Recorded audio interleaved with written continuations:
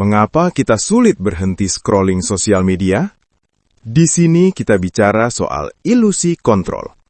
Kalian tidak sedang mencari informasi. Kalian sedang dijebak dalam sebuah eksperimen psikologi skala besar yang desainnya lebih rumit daripada mesin judi di Las Vegas. Pernahkah kalian berniat hanya membuka satu notifikasi, lalu tanpa sadar, 30 menit berlalu begitu saja?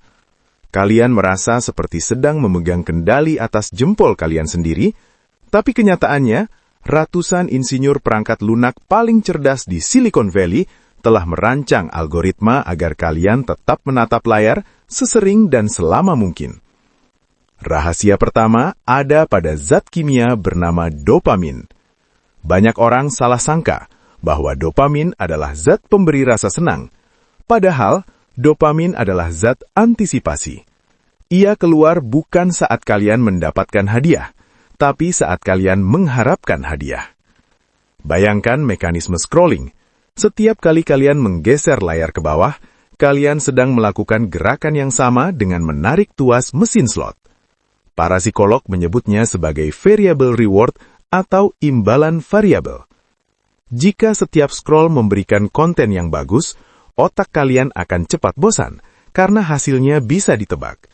Tapi, algoritma sengaja mencampur adukan konten.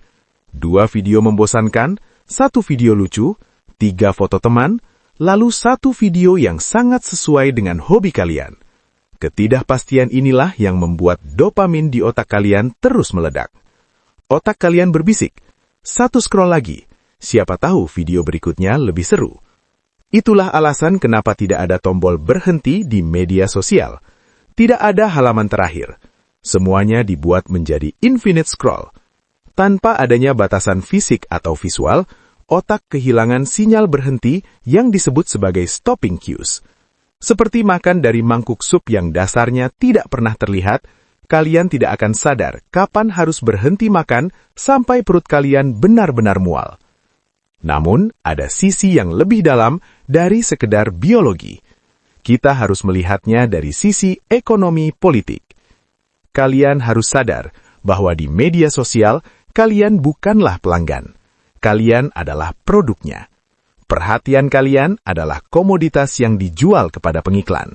Semakin lama kalian menatap layar, semakin banyak data yang dikumpulkan, dan semakin mahal harga perhatian kalian di mata pasar. Algoritma tidak peduli apakah konten yang kalian lihat itu benar, salah, bermanfaat, atau justru merusak mental kalian. Algoritma hanya peduli pada satu metrik, engagement. Itulah sebabnya konten yang memicu kemarahan, kecemasan, atau perdebatan seringkali lebih sering muncul di beranda kalian. Karena emosi negatif adalah perekat yang paling kuat untuk membuat mata kalian tidak berkedip. Ini bukan lagi soal teknologi yang membantu manusia, tapi teknologi yang menambang psikologi manusia. Kita sedang hidup di era di mana privasi dan ketenangan pikiran dikorbankan demi pertumbuhan grafik perusahaan teknologi global. Jadi, apa solusinya? Apakah kita harus menghapus semua aplikasi? Mungkin tidak perlu sampai sejauh itu.